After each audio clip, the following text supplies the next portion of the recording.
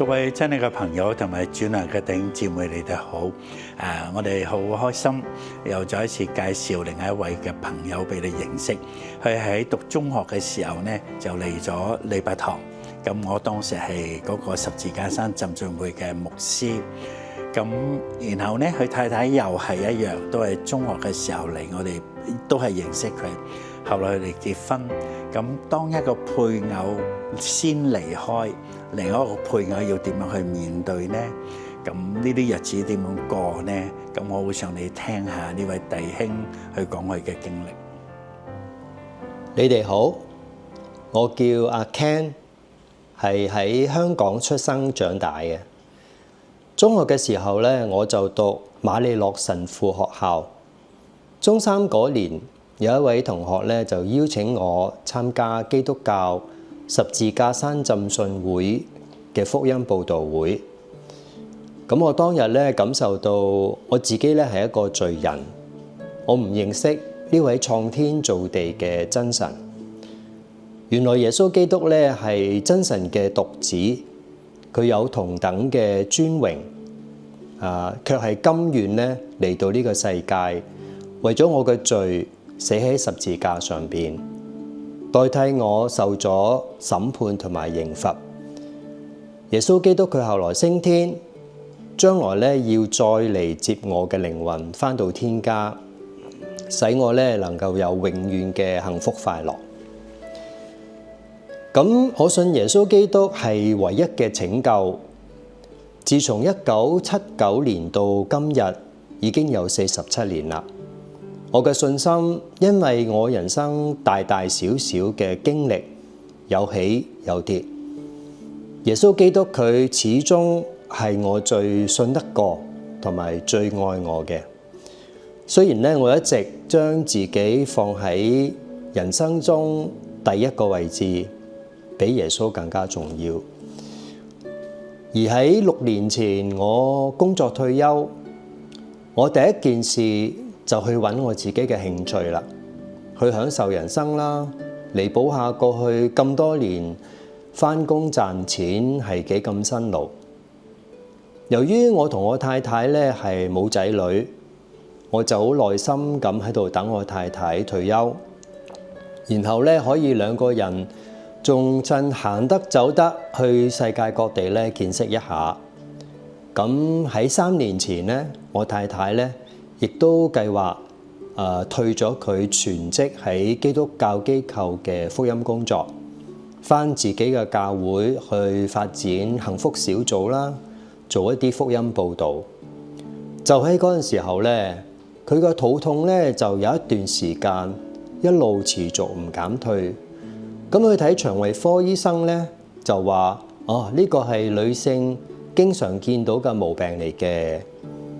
咁後來咧，我哋再去幫佢徹底檢查之後咧，先知道原來佢確診係好致命嘅胰臟癌末期。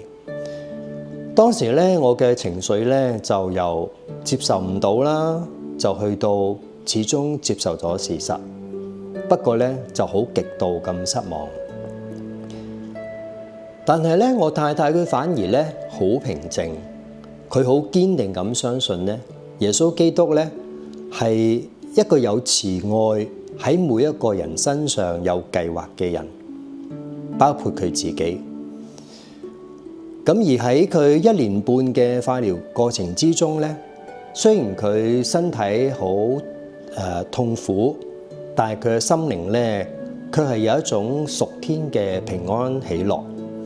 甚至去到佢喺彌留之前嘅一個下晝，佢雖然戴住一個氧氣面罩，唔係好講到嘢，不過佢好開心喺我面前咧，好開心雀躍咁樣咧，都不停咁開口開聲講讚美耶穌，哈利路亞，阿門，哈利路亞，阿門，講咗好多好多次。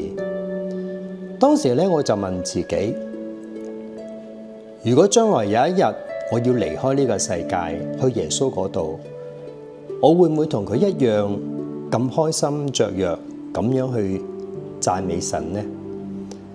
我能唔能夠靠自己去保持住一個健康嘅身體，再去繼續享受呢個世界呢？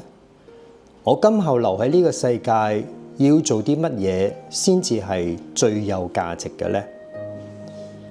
咁喺我太太死咗之後嘅40日，我原本就以為自己唔知捱唔捱到呢，會唔會好傷心呢？但係感謝神，除咗咧有教會嘅弟兄姊妹同埋鄭牧師師母嘅安慰之外咧，有一種好難用説話去形容嘅平安，就好似冬天嘅棉被將我包住咁。咁呢40日咧，雖然我不時都有懷念我太太啦，因為真係好唔捨得佢離開，但係咧，我卻係冇悲傷絕望喎。我更加確信咧，耶穌基督喺聖經所講嘅説話，喺約翰福音11章25節，佢話復活在我，生命也在我，信我的人雖然死了，也必復活。仲有喺約翰福音嘅14章27節，耶穌話：我留下平安給你哋，我所俾嘅平安唔係呢個世界上嘅平安，你哋心裏邊唔使憂愁，亦都唔需要膽怯。同埋喺腓立比書3章14節，有一位使徒保羅，佢都曾經講過，要向住標竿直跑啊，要得神喺耶穌基督裏邊從上面召我哋去得嘅獎賞。我而家咧，我好感恩，我加入咗香港本地嘅選宣，學習去傳福音服侍。我相信耶穌基督咧，佢係鍾意我咁樣去做。我能夠可以將我啲時間啦、金錢啦，同埋我健康，都用喺傳福音同埋喺幫助別人拯救靈魂嘅事情上邊。除咗咁咧，我向太太佢未信耶穌嘅家人咧傳福音啦，向我自己未信嘅家人咧傳福音啦。我相信咧呢個就係我喺未來仲係有生命氣息嘅時候咧，我最緊要做嘅事啦。聖經咧喺馬太福音28章19節咧提到，耶穌話：你哋要去，使萬民做我嘅門徒，奉父子聖靈嘅名，給佢哋施洗。我所吩咐你哋嘅，你哋都教佢哋遵守。我就常與你哋同在，直到呢個世界嘅終結。好啦，最後我希望咧，你能夠早日信耶穌啦，得到永生，將榮耀歸俾耶穌基督。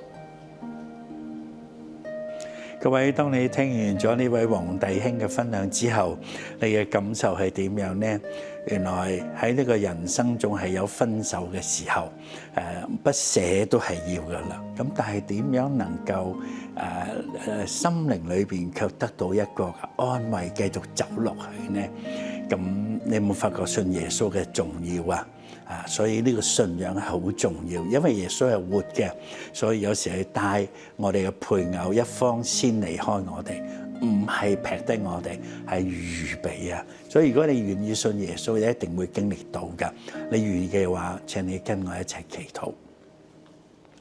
真係嘅主耶穌，我聽咗呢啲見證，我願意相信你。我要經歷你係又真又活嘅，以至喺我日常嘅生活以後，我面對任何嘅衝擊，我都可以勝過，因為有你同我一齊。